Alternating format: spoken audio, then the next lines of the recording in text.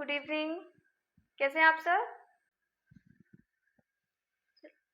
तो आज की क्लास के अंदर हम पढ़ेंगे क्वांटम मैकेनिकल मॉडल। ये हमारा लास्ट मॉडल रहेगा इस चैप्टर का, जो कि सबसे ज़्यादा एडवांस लेवल का है, जिसका हम यूज़ कर रहे हैं। और इस क्लास से आप रिलेट करोगे इनऑर्गेनिक केमिस्ट्री को।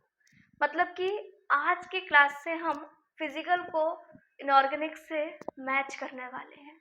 ठीक है, कि भाई फिजिकल किस तरीके से इनऑर्गेनिक में हमारी हेल्प कर रहा है, ये सारी बातें आज की क्लास में हम देखेंगे।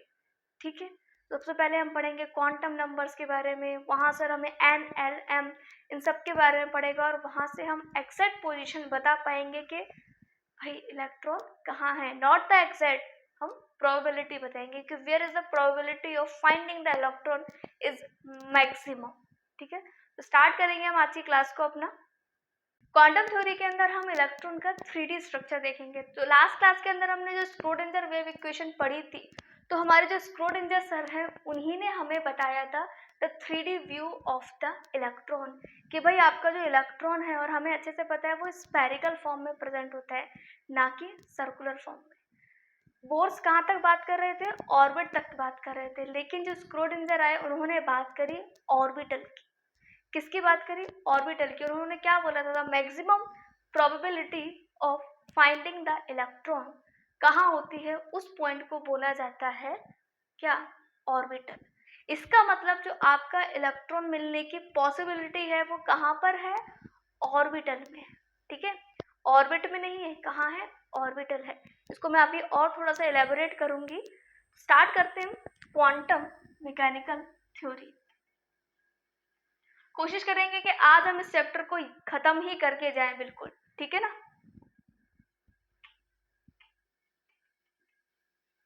Quantum mechanical model. This model is given by the Schrödinger.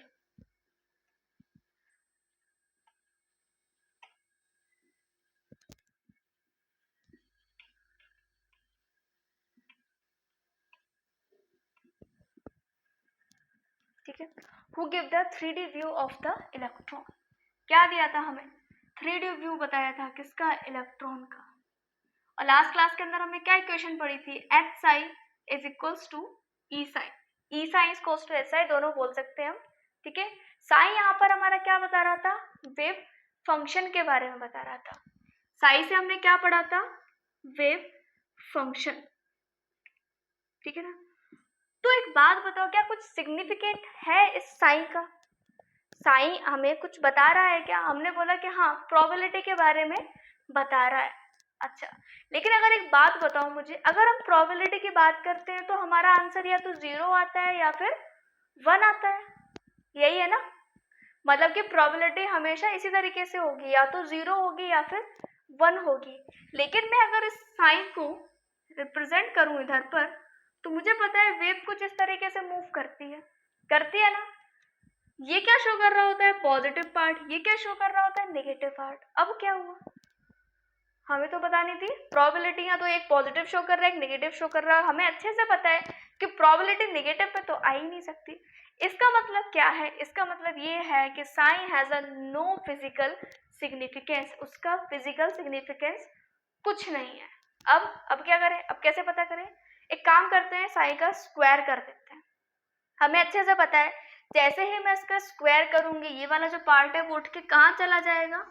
ऊपर की तरफ चला जाएगा। इसका मतलब अब मुझे जो ग्राफ मिलेगा कुछ इस तरीके से मिलेगा ना? अब सही है, अब दोनों वैल्यू कैसी आ रही है? पॉजिटिव आ रही है। इसका मतलब जो फिजिकल सिग्निफिकेंस मुझे मिलेगा वो किसका मिलेगा? साइन स्क्वायर का मिलेगा। तो साई के केस में हम क्या बोलते हैं? Psi has a no physical significance,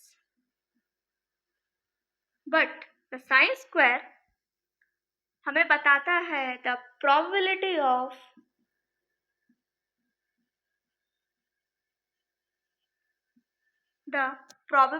of finding the electron. The probability of finding the electron, जिस इलेक्ट्रॉन के पीछे हमने इतनी सारी थ्योरीज पढ़ ली, फाइनली वो हमें पता चला। कौन बताएगा हमें? साइन स्क्वायर बताया था। और इसी साइन के चक्कर में हमने वो स्क्रोडिंजर इक्वेशन पढ़ी थी ताकि हमें पता चले कि जो साइन है वो आया कहाँ से है। ठीक है ना। तो कौन बता रहा है? ये साइन स्क्वायर बता रहा है। किसने दी थी? स्क्रोडिंजर ने दी थी। ठीक है। तो जरा सा थोड़ा सा एक दो पॉइंट्स लिख लेते हैं, उसके बाद हम बात करेंगे इसकी। इसी के आगे बता रही हूँ मैं। This model was proposed by, पूरा नाम था इनका Erwin Schrödinger, based on the concept of probability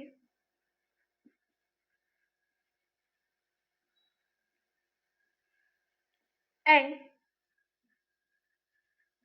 study of wave nature. हमने वेव नेचर के बारे में पढ़ा था और वहीं से हमने कैलकुलेट किया क्या? अपना साइन स्क्वायर की value based on dual nature. ये ड्यूअल नेचर के ऊपर बेस्ड था, लेकिन जो डोमिनेट कर रहा था वो कौन डोमिनेट कर रहा था? वेव नेचर जो है वो डोमिनेट कर रहा था as compare to the particle, but dominated bye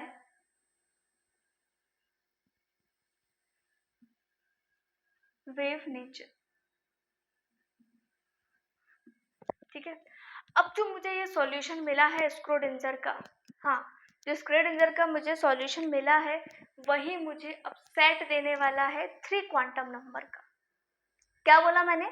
3 quantum number. अब आप सोच रहे होंगे कि यार मैम हमने तो स्कूल में 4 क्वांटम पढ़े थे, बुक के अंदर भी 4 क्वांटम नंबर ही हैं। तो हाँ भाई 4 ही होते हैं। मैंने ऐसा थोड़ी बोला है कि 3 ही होते हैं। मैंने ये बोला कि स्क्रोडिंजर इक्वेशन से मुझे 3 क्वांटम नंबर के बारे में पता चला। मैंने ये बात बोली है। ठीक है। देखते हैं कि कौन कौन से क्वांटम नंबर के बारे में स्क्रोडिंजर के इक्वेशन से हमें पता चला है। तो मान लीजिए कोई आपका ये एंगल्स को शो कर रहे हैं, कार्टेशियन की बात कर रहे हैं, और यहाँ पर आपका एक पॉइंट है। पॉइंट से जो मेरी डिस्टेंस होगी वो क्या होगी? आर होगी। ठीक है। This one Z and Y, तो डिस्टेंस होगी वो क्या होगी? आर डिस्टेंस होगी। ठीक है ना। थोड़ा सा मैथमेटिकल वाला कॉन्सेप्ट है। जब ये इसके साथ एंगल बनाएगा तो क्या बनाएगा? थीटा एंगल बनाएगा। अगर मैं इसको आगे की तरफ लेके जाऊं और फिर मैं अगर इसको कनेक्ट करूं तो हमारा जो जेड एक्सिस है वो उसके साथ जो एंगल बनाने वाला है उसको हम बोल रहे हैं फाई। क्या बोल रहे हैं? फाई।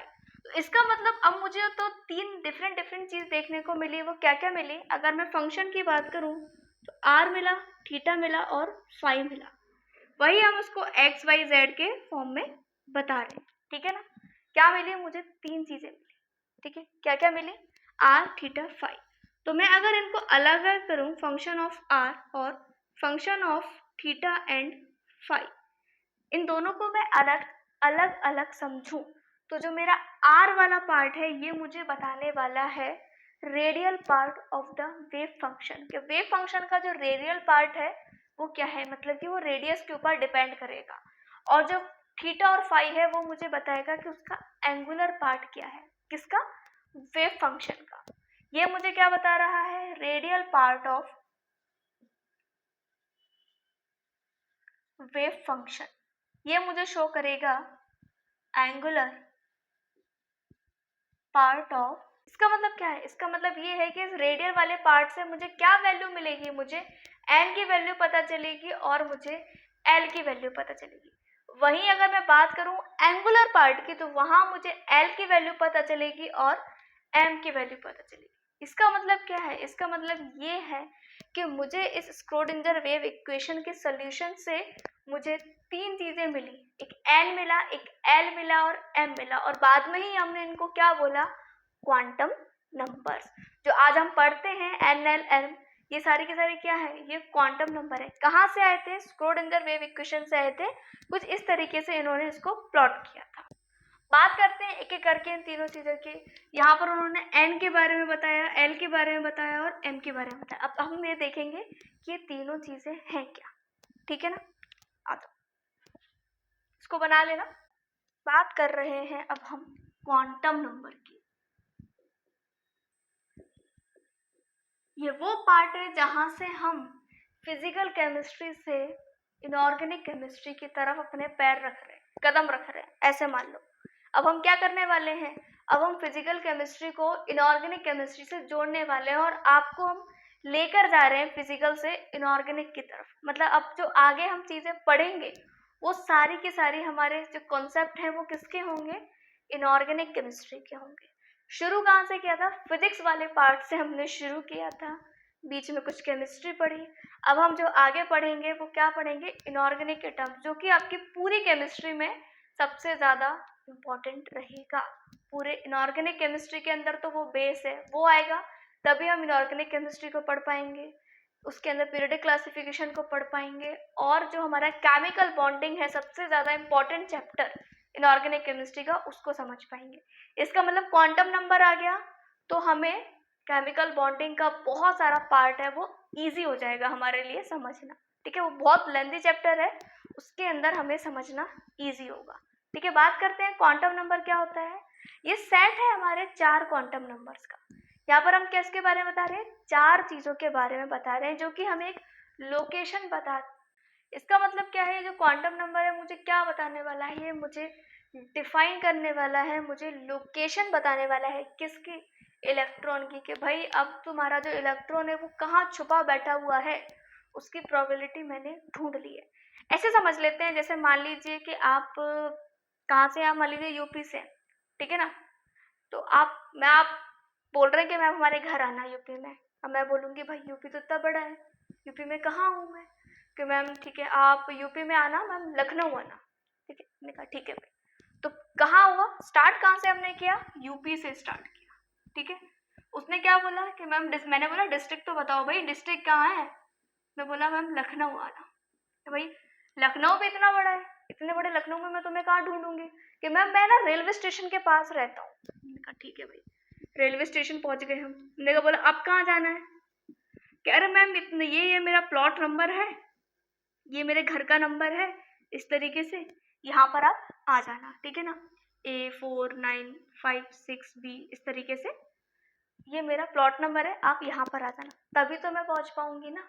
अब डायरेक्ट मुझे यहाँ पर लेके जा रहे थे, कहाँ जा रहे थे, कि मैम यूपी आ जाना। ऐसे थोड़ी समझ में आएगा, हम एड्रेस लिखते हैं तो पूरा लिखते हैं ना, घर का नंबर लिखते हैं, तहसील का नंबर लिखते हैं, फिर अपने डिस्ट्रिक्ट का नंबर लिखते हैं, और फिर अपने स्टेट का लिखते हैं। ये सारे पॉइंट्स हम लिखते हैं ना, तो कुछ वही काम हमें करना है, किसके लिए, इलेक्ट्रॉन के लिए। पोर्स ने कहाँ तक पहुँचा दिया था हमें, पोर्स ने हमें यूपी तक पहुँचा दिया था, मतलब कि बस वो ऑर्बिट तक बात कर रहे थे, कहाँ, यहाँ। बट वो तो कहाँ छुपा बैठा है, वो तो यहाँ छुपा बैठा है आपका इलेक्ट्रॉन, इसलिए तो मिल नहीं रहा था उसकी पोजीशन। ठीक है ना, तो इसी तरीके से अगर मैं बात करूँ तो ये यूपी यहाँ पर क्या शो कर रहा है, मतलब कि यहाँ पर ये शेल को शो कर रहा है, जिसको हम किससे लिखते हैं, एन से लिखते हैं, और यही है हमारा पहला क्वांटम नंबर, जिसको बोला जाता है principal quantum number, which tells about the, क्या बताएगा, शेल ऑफ द, कि किस सेल के अंदर आपका वो इलेक्ट्रॉन प्रेजेंट है। जैसे जैसे मैं धीरे बढ़ूंगी उस सेल के अंदर मुझे क्या देखने को मिलेगा, मुझे मिलेगा एल, क्या मिलेगा, एल, सेकंड क्वांटम नंबर, जिसका नाम है एजीम्यूथल क्वांटम नंबर, जो कि मुझे सब सेल के बारे में बताएगा कि भाई इस पर्टिकुलर सेल का इस वाले सब सेल में तुम आ जाओ। क्या बताएगा, मुझे सब सेल के बारे में बताएगा। और मैं आगे बढ़ूंगी तो वो बोलेगा कि भाई मैग्नेटिक क्वांटम नंबर, कि इसके अंदर भी ना ऑर्बिटल्स प्रेजेंट है। क्या प्रेजेंट है, ऑर्बिटल प्रेजेंट है, आप उस ऑर्बिटल्स में आ जाओ तो तुमको आप इलेक्ट्रॉन मिल जाएगा। मतलब अब जो इलेक्ट्रॉन मुझे मिलने वाला है वो कहाँ मिलेगा, मुझे यहाँ इलेक्ट्रॉन मिलेगा। ठीक है ना, कहाँ मिलेगा, यहाँ मिलेगा। अब सोचो कि लास्ट वाला क्या बताएगा, लास्ट वाला आपको बताएगा कि भाई वो कहाँ घूम रहा है, किस कमरे के अंदर बैठ के वो घूम रहा है, वो जो कमरा है ना आपके घर का, बस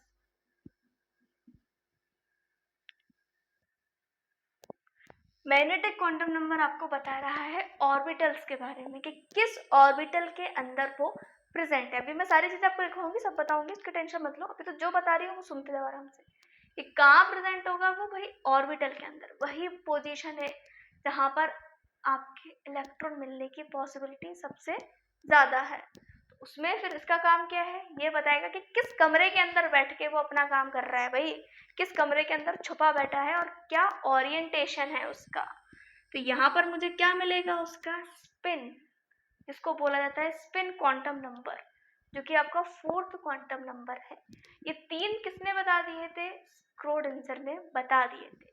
लास्ट जो आया वो स्पिन आया, क्योंकि बस हमें लास्ट में ये देखना था कि वो किस तरीके से मूव कर रहा है, वो क्लॉकवाइज मूव कर रहा है या फिर वो एंटी क्लॉकवाइज मूव कर रहा है। ये जो ज्ञान है वो किसने दिया था, वो स्पिन क्वांटम नंबर के थ्रू हमने देखा था। ठीक है, ये सब समझने के लिए था। अब हम लिखते हैं। अब आपको एक पिक्चर क्लियर हो गया होगा कि किस तरीके से हम इलेक्ट्रॉन को ढूंढ पा रहे हैं, उसकी प्रोबेबिलिटी को फाइंड आउट कर पा रहे हैं। तो ये क्या है, set of 4 quantum number which define the location of electron. क्या बता रहा है, इलेक्ट्रॉन की लोकेशन के बारे में बता रहा है। First 3 quantum number are derived from, कहाँ से मिले थे, स्क्रोडिंगर वेव इक्वेशन से मिले।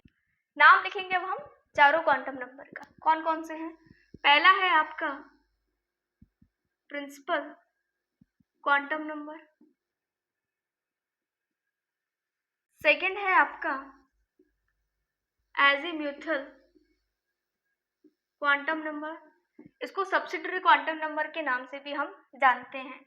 इसी तरीके से प्रिंसिपल वाले को हम ऑर्बिट के नाम से भी जानते हैं, शेल के नाम से भी जानते हैं। ठीक है ना, इसको हम सब्सिडियरी के नाम से भी जानते हैं, सब्सिडियरी क्वांटम नंबर। थर्ड है आपका magnetic quantum number and the fourth one is spin quantum number. इन सबके सिंबल्स हैं, है ना, क्या है, जो आपका शेल है वो एन से रिप्रेजेंट किया जाता है। शेल तक के बारे में तो हम बहुत अच्छे से पढ़ चुके हैं, बोर्ड्स मॉडल ने भी बहुत अच्छे से हमें सेल के बारे में तो जानकारी देती है। एजीम्यूथल क्वांटम नंबर जिसको हम एल से डिनोट करते हैं, मैग्नेटिक क्वांटम नंबर जिसको हम एम से डिनोट करते हैं, और स्पिन क्वांटम नंबर को आप एस से डिनोट करते हैं। कहीं कहीं पर आपको इस तरीके से भी लिखा मिल सकता है, ठीक है ना, एम एस के फॉर्म में। ठीक है, जरा हम डिफ्रेंशिएट कर लेते हैं ऑर्बिट को और ऑर्बिटल्स को, क्योंकि ये 3 मार्क का क्वेश्चन हमेशा आपका पूछा जाता है बोर्ड एग्जाम के अंदर। जरा हम लिख लेते हैं ऑर्बिट और ऑर्बिटल के बारे में। ठीक है, यहाँ है आपका ऑर्बिट और यहाँ है ऑर्बिटल। सबसे पहले इनकी डेफिनेशन के बारे में लिखेंगे। It is well defined 2D path electron are revolving in which electron are revolving।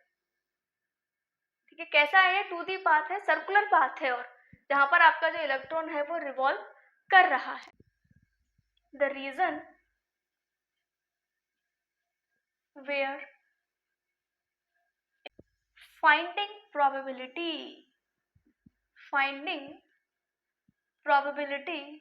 Is maximum. Orbital के बारे में हम क्या समझते हैं कि वो रीजन है, वो प्लेस है, वो स्पेस है जहां पर हम इलेक्ट्रॉन की जो प्रोबेबिलिटी है फाइंड आउट करने की वो सबसे ज्यादा है।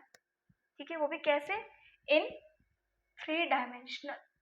किसमें, 3 डायमेंशनल। सेकेंड पॉइंट की हम बात करते हैं।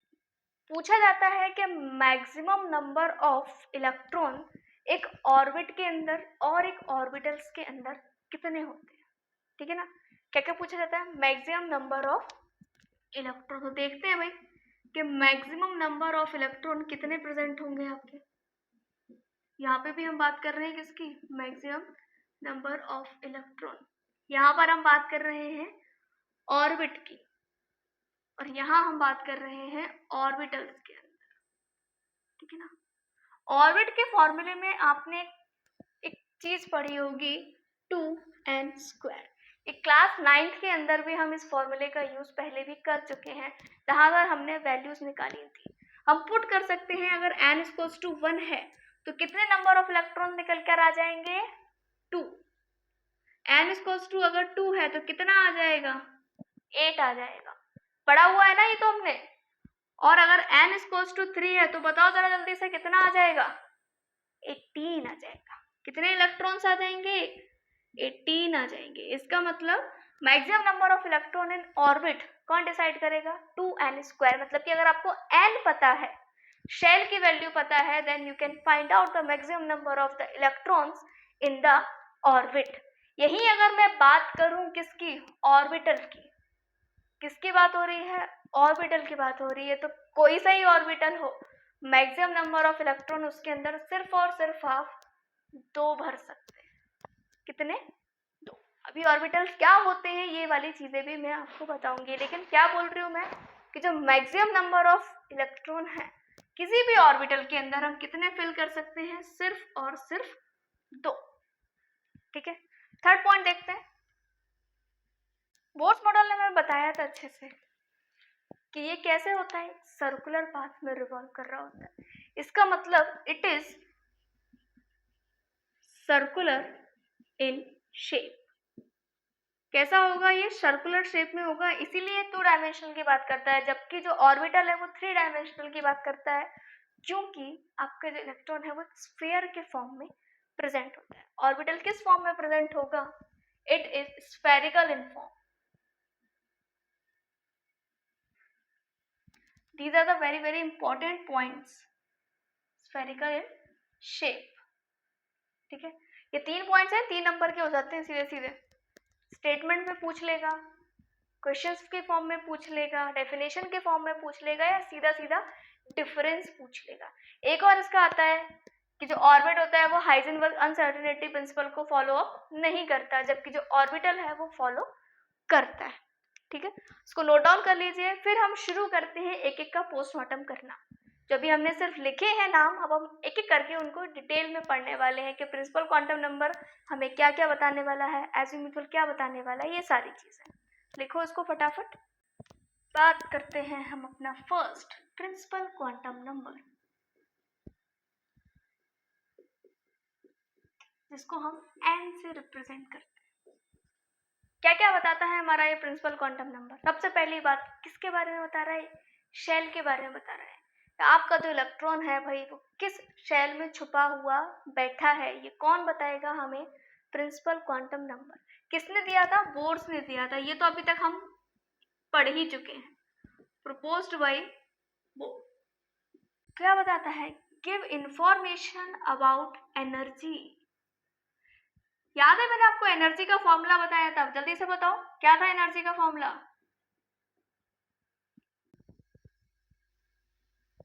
-13.6 Z²/n²। ये फॉर्मूला पढ़ा था ना हमने अपने एनर्जी लेवल्स के अंदर। अभी कहाँ मैंने यूज कर दिया, E = mc² इस चैप्टर के अंदर।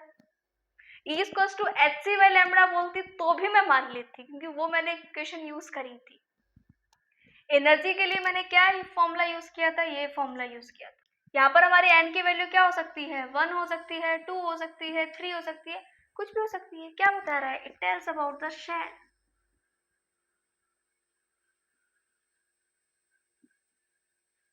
किसके बारे में बता रहा है, शेल के बारे में बता रहा है। अभी हमने बात करी है मैक्सिमम नंबर ऑफ, फॉर्मूला क्या था, 2n²। इस 1 2 3 के अकॉर्डिंगली तो हमने निकाला था k shell, l shell, m shell, n shell, ये इसके अकॉर्डिंगली निकाला था। अच्छा बताओ, maximum number of subshells in a shell कैसे फाइंड आउट करेंगे। क्या बताना है मुझे, number of subshell in a shell. एक शेल के अंदर कितनी सबशेल है, कौन बताएगा मुझे, n बताएगा। सिंपली क्या बताएगा, n बताएगा कि कितने नंबर ऑफ सबशेल्स वहां पर प्रेजेंट है। ठीक है ना, जितना n उतने नंबर ऑफ सबशेल्स को हम पता कर सकते हैं। नंबर ऑफ ऑर्बिटल्स की बात करें,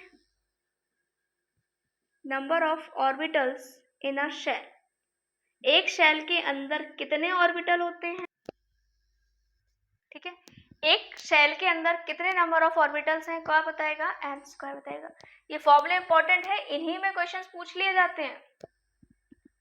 ठीक है ना, जैसे मान लीजिए अगर if n is equals to 2। जल्दी से बताओ इलेक्ट्रॉन कितने होंगे, सबशेल्स कितनी होंगी और ऑर्बिटल्स कितने होंगे, फटाफट बताओ। अगर n की वैल्यू 2 है तो इलेक्ट्रॉन 8 होंगे, बहुत बढ़िया। सबशेल कितने होंगे, 2 होंगे। ऑर्बिटल्स कितने होंगे, 4 होंगे, बहुत बढ़िया। बस ऐसे क्वेश्चन आते हैं, ऐसे फटाफट फटाफट आंसर दे देना वहां पे। इसी तरीके से 3 का पूछ ले, 4 का पूछ ले, 5 का पूछ ले, बता दोगे, कोई दिक्कत? 4 का बताओ। 4 है तो नंबर ऑफ इलेक्ट्रॉन्स कितने होंगे, 32, बहुत बढ़िया। सबशेल कितने होंगे, ऑर्बिटल्स कितने होंगे, बहुत बढ़िया, सीख गए तुम। आ जाओ, ये लिख लिया, ये हमारा पहला था, ठीक है ना। आ जाओ, किसकी बात कर रहे हैं वो, सेकंड की। नाम क्या है, एजीम्यूथल क्वांटम नंबर। क्या रिप्रेजेंट करता है, एल से रिप्रेजेंट करता है। किसने दिया था, ये किसने दिया था पूछा नहीं जाता है, मैं तो जस्ट आपकी इंफॉर्मेशन के लिए आपको बता रही हूँ, ठीक है। सोमरफील्ड नाम के एक साइंटिस्ट थे, उन्होंने ये दिया था, ठीक है। Proposed by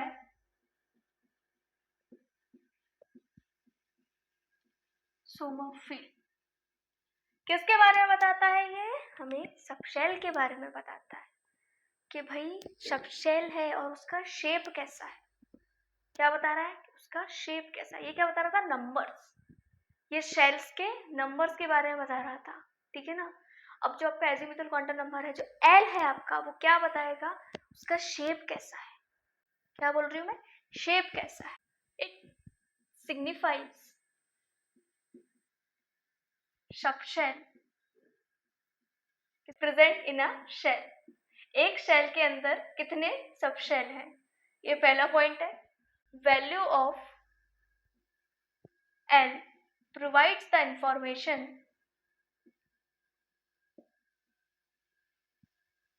about shape of the orbital. L की वैल्यू को अब हम डिटरमाइन कैसे करेंगे, हमारे पास अगर एन है तो हम एल की वैल्यू को डिटरमाइन कर सकते हैं, एक फॉर्मूला होता है, ठीक है। तो और ये क्या बता रहा है, L value can be determined by N. Formula होता है एल का 0 से लेकर n-1 तक। क्या बोला मैंने, 0 से लेकर n-1। आपको L की वैल्यू निकालनी है तो वो 0 से लेकर क्या होगी, n-1 तक होगी। इसका मतलब क्या है कि L की वैल्यू और n की वैल्यू कभी भी सेम नहीं होगी। क्या समझे, L की वैल्यू और n की वैल्यू कभी भी सेम नहीं होगी और L की वैल्यू हमेशा ज्यादा होगी n की वैल्यू से, ठीक है ना। दो बातें हमें यहाँ पर समझ में आ रही हैं, L is always greater than n and never be equal to the n। अच्छा मान लो यहाँ पर आपके पास if n is equals to 2 है तो क्या क्या वैल्यूज आ जाएंगी हमारे पास L की, क्या क्या वैल्यू आ जाएंगी, 0 1, ठीक है। इसी तरीके से अगर हमारे पास n इज इक्वल्स टू 4 है तो क्या क्या वैल्यू आएगी, 0 1 2 और 3, ठीक है। अगर n इज इक्वल्स टू 0 है तो 0 आ जाएगी, बस बात खत्म। क्या हो जाएगी, 0 ही रहेगी। n इक्वल्स टू 0 है तो L भी क्या हो जाएगा, 0 हो जाएगा, उसका कोई एग्जिस्टेंस नहीं है। बट अगर पूछा जाए कि if n equals to 0 then what's the value of L, so you have to know that. हाँ, अरे उल्टा साइन बना दिया मैंने, n की वैल्यू ज्यादा होगी L से, सॉरी सॉरी सॉरी। तो इसका मतलब क्या है, मुझे एक डेटा सा दिखाई दे रहा है यहाँ पे कुछ कुछ, क्या कि अगर n और L के केस में देख लें जरा, ठीक है, 1 2 3 4। अगर मैं देख रही हूँ कि n इक्वल्स टू 1 है तो L की वैल्यू क्या आ रही है मेरी, 0 आ रही है। 2 के केस में 0 और 1 आ रही है। 3 के केस में 0 1 और 2 आ रही है और 4 के केस में 0 1 2 3। ये सारी की सारी क्या शो कर रही हैं, आपकी सबशेल्स को रिप्रेजेंट कर रही है। क्या रिप्रेजेंट कर रही हैं, सबशेल को रिप्रेजेंट कर रही है। इसका मतलब यहाँ पर कितनी सबशेल होगी, 1 होगी। यहाँ कितनी होंगी, 2 होंगी। यहाँ कितनी होंगी, 3 होंगी। यहाँ कितनी होंगी, 4 होंगी। और इसके अकॉर्डिंग ही हम वैल्यू निकालते हैं S P D and F। ये जो हम बस इतने में हमारा पीरियोडिक टेबल खत्म हो जाता है, इसलिए इसके आगे पढ़ने की हमें ज़रूरत पड़ती नहीं है, क्योंकि आपने पीरियोडिक टेबल बहुत अच्छे से देखी होगी। उसके अंदर 4 ही ब्लॉक्स होते हैं, SPDF, यहीं से आए हैं वो SPDF, ठीक है ना। आज पता चला कहाँ से आए हैं, यही है वो SPDF। इसका मतलब क्या है, इसका मतलब ये है कि अगर S वहाँ पे प्रेजेंट है तो L की वैल्यू क्या हो जाएगी, 0 हो जाएगी। S के लिए क्या होगी, 0। L की वैल्यू की बात हो रही है, ठीक है ना, L की वैल्यू की बात हो रही है। SPDF 0 1 2 3, this is your final outcome. आज मजा आ रहा होगा पढ़ने में, इजी कॉन्सेप्ट है ना। बोला था मैंने, जैसे ही इनऑर्गेनिक आपकी टच होगी ना, वैसे ही आपको मजा आना शुरू हो जाएगा। वो इजी होती है अगर बस अच्छे से समझो तब, ठीक है ना। अच्छा, ये तो बात हुई किसकी, हमारे एल की बात हुई। यहीं पे कभी कभी आपसे पूछ लिया जाता है एंगुलर मोमेंटम, वो भी किसका, ऑर्बिटल का। किसकी बात कर रहे हैं हम, ऑर्बिटल एंगुलर मोमेंटम। ये आपके बोर्ड में नहीं पूछा जाएगा, एडवांस वाली बात है ये। इसका formula L plus 1/2 NH upon 2 पाई। एल प्लस 1 NH अपॉन 2 पाई, ठीक है ना। ये आपका एक फॉर्मूला है ऑर्बिटल एंगुलर मोमेंटम को कैलकुलेट करने का, √n प्लस 1 H अपॉन 2 पाई। आपको अच्छे से पता है H क्या है, पाई क्या है और n क्या है, ठीक है ना, ठीक है ना। आ जाओ, नेक्स्ट बात करते हैं हम थर्ड, अपना थर्ड केस की बात करेंगे, जिसका नाम है मैग्नेटिक क्वांटम नंबर। अब ये क्या बताने वाला है, किसके बारे में बताएगा, ये ऑर्बिटल्स के बारे में। This quantum number tells about the orbitals of a shell. एक शेल के अंदर कितने ऑर्बिटल्स प्रेजेंट हैं। इसका एक फॉर्मूला होता है कि अगर आपको वैल्यू निकालनी है m की, तो क्या होती है, -l से लेकर +l तक। क्या है, -l से लेकर +l तक, ठीक है। और इंक्लूडिंग 0, 0 को भी हम इसमें इंक्लूड करेंगे। समझ में आ रही है बात, चलो सॉल्व करके देख लेते हैं। If l is equals to 0, पहला केस ले लेते हैं 0। अगर l की वैल्यू 0 है तो m की वैल्यू भी क्या हो जाएगी बेटा, 0 हो जाएगी। अच्छा बताओ, l की वैल्यू 1 है तो m की वैल्यू क्या आएगी, क्या क्या आ जाएगी, -1 आएगी, 0 आएगी और +1 आएगी। l की वैल्यू 2 है तो क्या क्या आएगी, बोलो जल्दी। बहुत बढ़िया, -1 -2 0 +1 +2 3 है तो क्या आएगी,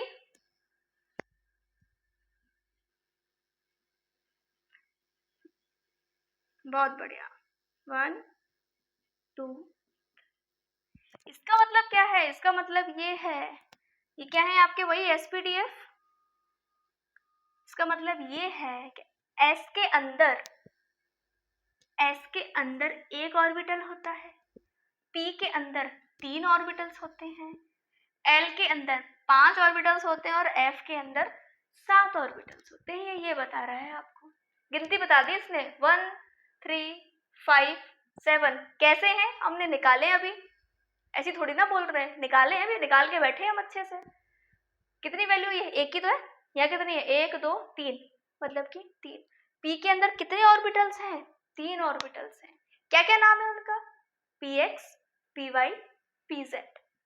D के अंदर कितने हैं, 5।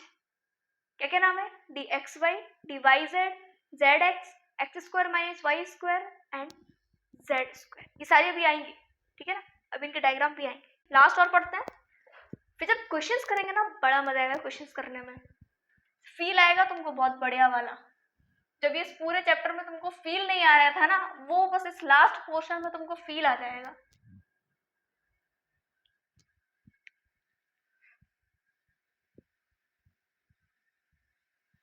स्कोरिंग पार्ट है ये, गलती से भी गलत मत करो। क्योंकि होना ही नहीं चाहिए, ऐसा कुछ है ही नहीं उसमें कि गलत हो।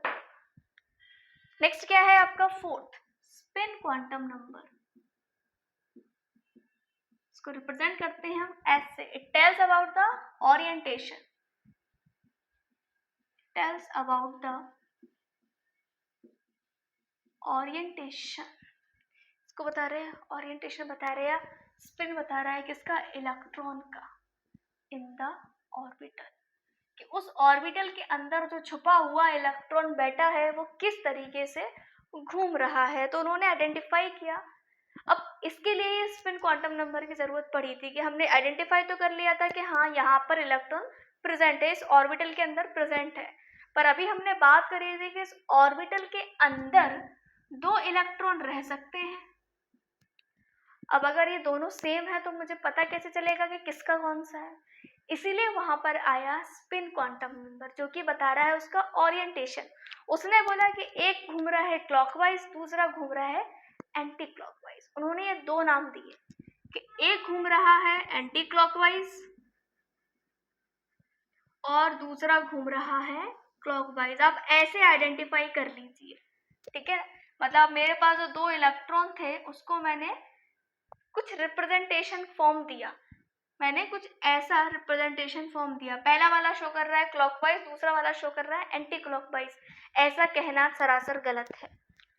ऐसा किसी भी थ्योरी बुक में कहीं पर भी नहीं लिखा हुआ है कि इस साइन का मतलब क्लॉकवाइज होता है और इस साइन का मतलब एंटी क्लॉकवाइज होता है, कहीं नहीं लिखा है। ये सिर्फ हम मान रहे हैं, आप उल्टा भी मान सकते हैं, कोई आपसे गलत नहीं कहेगा। आप इसको भी ऐसे लिख सकते हैं और इस वाले को भी ऐसे लिख सकते हैं, वो ऑटोमेटिकली हो जाएगा कि अगर कोई चीज एक इस तरीके से घूम रही है तो दूसरी इस तरीके से ही घूमेगी। इसका कोई वैलिड रीजन नहीं है कि इसको यही मानेंगे या इसको यही मानेंगे। ये बात समझ में आ रही है, ठीक है। कोई साइंटिफिक रीजन नहीं है, बस हम मान लेते हैं कि ये क्लॉकवाइज है और ये एंटी क्लॉकवाइज है, बाकी ऐसा जरूरी नहीं है, ठीक है। जो आपका क्लॉकवाइज डायरेक्शन में घूम रहा है, बस सच क्या है, सच ये है कि एक की वैल्यू है +½ और दूसरे की वैल्यू है -½ ये है आपका सच। अब आप किसी को भी +½ मान सकते हैं, किसी को भी -½ मान सकते हैं, ठीक है ना। बस आपको वहां पर शो करना पड़ेगा, लिखना पड़ेगा कि ये इसको मैंने ये माना है, इसको मैंने ये माना है, इसको मैंने क्लॉकवाइज माना है और इसकी वैल्यू मैं +½ दे रही हूँ, इसको मैंने एंटी क्लॉकवाइज माना है और इसकी वैल्यू मैं -½ दे रही हूँ। यहां तक क्लियर हुआ पॉइंट? आ जाओ कुछ शेप की बात कर लेते हैं, ठीक है ना।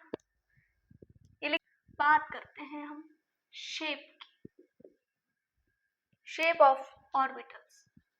तो अभी मैंने देखा कि भाई एस के अंदर तो एक ही था, पी के अंदर 3 बैठे हुए हैं, डी के अंदर तो 5 हैं और एफ के अंदर तो भैया 7 बैठे हैं।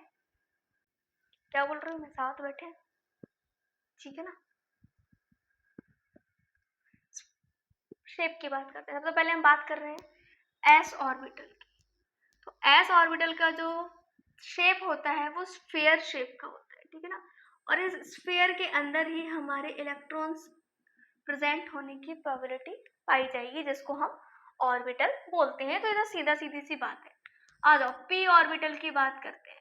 मैंने क्या बोला था, इसके अंदर 3 ऑर्बिटल्स प्रेजेंट है, मतलब मैं उसको कुछ इस तरीके से रिप्रेजेंट करूंगी, 3 डब्बे बनाऊंगी। एस के अंदर एक ही डब्बा रहेगा क्योंकि एक ही ऑर्बिटल है।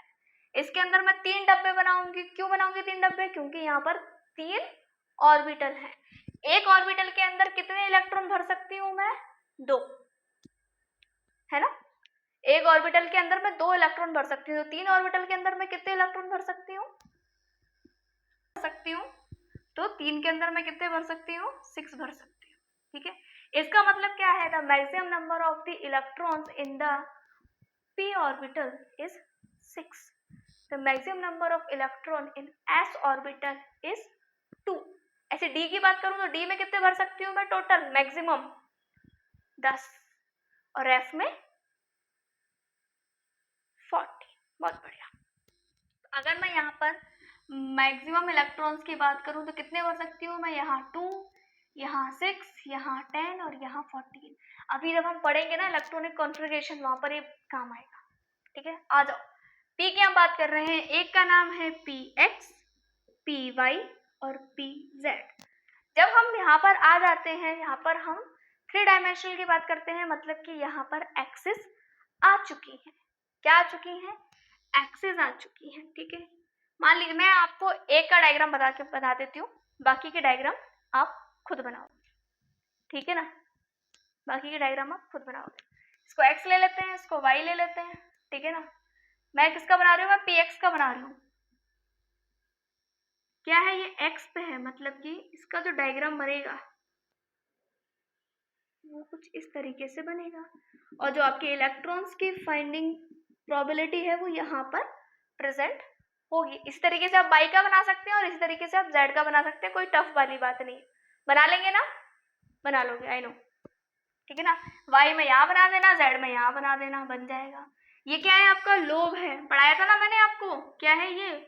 लोब्स। किसको रिप्रेजेंट कर रहा है? लोब्स को रिप्रेजेंट कर रहा है। और ये बीच वाला इंटरसेक्शन वाला पॉइंट याद है ना आपको, जिसको मैंने क्या नाम दिया था? एंटीनोड नाम दिया था ना, एंटीनोड। और बताया भी था कि एंटीनोड वो पॉइंट होता है जहां पर इलेक्ट्रॉन को फाइंड आउट करने की जो प्रोबेबिलिटी है वो सबसे मिनिमम होती है, या ऐसा भी बोल सकते हैं कि ना के बराबर होती है, 0 होती है। ठीक है ना, मैक्सिमम कहाँ मिलेगी? इन लोब्स के अंदर, और मिनिमम कहाँ हो जाएगी? एंटीनोड के अंदर। ठीक है, बात याद है? इतनी बात भूले तो नहीं? डी ऑर्बिटल की बात करते हैं। डी ऑर्बिटल की बात करें, यहाँ पर कितने हो जाएंगे? 5 आ जाएंगे। 2 3, कितने इलेक्ट्रॉन भर सकती हूँ मैं? 10 इलेक्ट्रॉन भर सकती हूँ। इसके अंदर ना 2 पार्ट में डिवाइड होते हैं, मतलब कि 3 का स्ट्रक्चर सेम होता है और 2 का फिर अलग होता है। ठीक है, तो 3 का सेम है, वो है d x y, d y z and d z x. ठीक है ना, जो डिफरेंट है वो है आपका d x square minus y square and d z का स्क्वायर। आपको ये दिख रहा होगा, ये ऑन द एक्सेस प्रेजेंट है। पी ब्लॉक के जो हमारे शेप्स होते हैं they are present on the axis, और कोई भी चीज अगर एक्सिस पे होगी तो एंगल क्या होगा? 0 डिग्री होगा, है ना। एंगल क्या होगा? 0 डिग्री होगा। यहाँ पर ये 2 डिफरेंट चीजें हमें देखने को मिलती हैं। ये जो पहला वाला और ये दूसरा है, इनमें डिफरेंस सिर्फ इतना है कि जो पहला वाला आपको दिख रहा है ना पार्ट, इसको बोला जाता है इन बिटवीन द एक्सिस। इनके जो शेप है वो एक्सिस के बीच में प्रेजेंट होते हैं। वहीं जो ये दोनों है d x square minus y square and z square वाला, ये आपके ऑन द एक्सिस ही प्रेजेंट है, इसीलिए इनको 2 पार्ट में मैंने डिवाइड किया है। बाद में आप डी जनरेटेड ऑर्बिटल्स पढ़ोगे, भी सब आएगा। ये क्या प्रेजेंट होंगे? In between the axis at an angle of, angle भी बनाऊंगी मैं भी, at an angle of 45 degree. 45 degree पर ये प्रेजेंट होते हैं, और ये आपके कहाँ प्रेजेंट होंगे? वही ऑन द एक्सिस, मतलब कि वही 0 डिग्री वाला पार्ट। इनमें से मैं एक बना देती हूँ, बाकी क्या बना लेना, वही सेम है। चलो एक्स वाई का बनाते हैं। ये मान लो आपका एक्स है, ये वाई है। ऐसा कोई जरूरी नहीं होता है कि इसको मैं एक्स ही लूँ, इसको मैं वाई लूँ। ये पता है ना अच्छे से बात, कि नहीं ये तो एक्स ही होता है, ये तो वाई ही होता है। हम कुछ भी ले सकते हैं, 3 डायमेंशन वाली बात हो रही है, सबको इक्वलिटी का अधिकार है, यहाँ पे ऐसा कुछ नहीं है। ठीक है, क्या बोला मैंने? इन between the axis. In between the axis क्या है? एक्स यहाँ पर है, वाई यहाँ पर है। अच्छा, एक चीज तो मैंने बताई नहीं, इसका शेप का नाम, इसका एस ऑर्बिटल का शेप का नाम क्या था? स्फीयर। पी का जो नाम है उसको बोला जाता है डम्बल शेप। क्या बोलते हैं? डम्बल। डम्बल देखते हैं ना, जैसे बॉडी बनाते हैं जिम के अंदर, तो जैसे डम्बल का शेप होता है ना, वही आपका जो पी ऑर्बिटल है उसका शेप होता है। डी ऑर्बिटल की बात करें, डी ऑर्बिटल का जो शेप का नाम है वो है डबल डम्बल, मतलब कि आपको वहां पर 2 डम्बल के फॉर्म में दिखाई देंगे, डबल डम्बल शेप। ठीक है, शेप के नाम है। अरे एक कहाँ है? एक्स पे है, मतलब कि एक कुछ इस तरीके से आपका प्रेजेंट होगा, थोड़ा सही बनाना आप, है ना। और एक कहाँ है? वाई पे प्रेजेंट है, तो यहाँ प्रेजेंट है। बस ये रहा आपका डायग्राम एक्स और वाई का। इसी तरीके से वाई जेड का बना लेना, इसी तरीके से जेड एक्स का बना लेना, ठीक है। आ जाओ डी जेड स्क्वायर की बात करते हैं। अब ये यहाँ पर, अब देखो यहाँ पर ये जो बना रहा था वो कितना एंगल बना रहा था, ये था आपका 45 डिग्री, और मैंने क्या बोला था, ये बिटवीन बनाता है, एक्सिस के बीच में बन रहा है ना, एक्सिस के ऊपर नहीं बन रहा है। ये वाला कैसा था, एक्सिस के ऊपर था। अब आप बात कर रहे हैं डी जेड स्क्वायर की। मान लीजिए जेड है, तो एक लोग तो आपको कुछ इस तरीके से दिखाई देगा। ड्राइंग बहुत खराब है मेरी, कर लो एडजस्ट, कुछ नहीं कर सकते। मेरी तो हो गई पढ़ाई, तुम कर लो, ठीक है ना। एक तो मुझे कुछ इस तरीके से दिख रहा है, और जो दूसरा वाला है ना वो उसके पीछे है। कैसे, एक तो कुछ इस तरीके से मूव कर रहा है और दूसरा वाला जो है ना वो उसके पीछे है, तो मुझे सिर्फ उसका सर्कुलर फॉर्म दिखता है। अगर मैं वैसे बनाऊंगी तो मुझे क्या दिखेगा, सिर्फ सर्कुलर फॉर्म देगा। वो 3D स्ट्रक्चर है, मैं उसको बना नहीं सकती, ठीक है ना। क्या है, एक तो आपको इस तरीके से दिख रहा है और दूसरा वाला जो है ना वो कुछ इस तरह, एक इधर है और एक इधर गया हुआ है, समझ रहे हो, एक इधर साइड है और एक इधर साइड गया हुआ है, और दिख कैसा रहा है, कुछ इस तरीके से, दिखता अलग है और होता अलग है। ये तो ये है आपका डी जेड स्क्वायर का, ठीक है। ये आपकी क्या है, जेड एक्सिस है। बनाते हैं d x square minus y square का, इसको एक्स ले लेते हैं, इसको वाई ले लेते हैं। अब यहाँ पर क्या करना है, वही हमें एक्सिस पे बनाना है, क्योंकि हमें पता है ये दोनों के दोनों कैसे हैं, एक्सिस पे प्रेजेंट है, तो बस क्या ही दिक्कत है, बना दो। एक ये हो गया आपका, एक ये हो गया आपका, बन गया d x square minus y square. कोई दिक्कत यहाँ तक, बना लेंगे बाकी के, ठीक है। मैंने आपको नोड वाली बात और बताई थी, तो जो हमारे नोड है ना वो भी बेटा दो टाइप के होते हैं, ठीक है ना। एक को बोला जाता है रेडियल नोड, कभी कभी इससे क्वेश्चन पूछ लेते हैं, है ना, बोर्ड में भी वैसे तो पूछा ही जाता है। और दूसरा होता है आपका एंगुलर नोड, मतलब ये रेडियस के ऊपर डिपेंड कर रहा है, ये वही एंगुलर मोमेंटम वाली बात याद है ना, पहले पढ़ाया था जो, वही। ये क्या है, रेडियल नोड, और ये है एंगुलर नोड। इसको निकालने का भी फॉर्मूला होता है। एंगुलर नोड तो बहुत सिंपल ही निकल जाता है, जो वैल्यू एल की है वही आपका क्या हो जाएगा, एंगुलर नोड। रेडियल नोड्स हम निकालते हैं किस तरीके से, उसका फॉर्मूला होता है n minus L minus one, n minus L minus one, this is the formula of the radial node, ठीक है। अब वैल्यू पुट करेंगे और आंसर निकाल लेंगे, नॉट अ बिग डील। चलो कुछ क्वेश्चंस करके देखते हैं, है ना, तो और समझ में आएगा। जो चार चार क्वांटम नंबर हमने आज पढ़े हैं उनका जरा यूज करके देखें।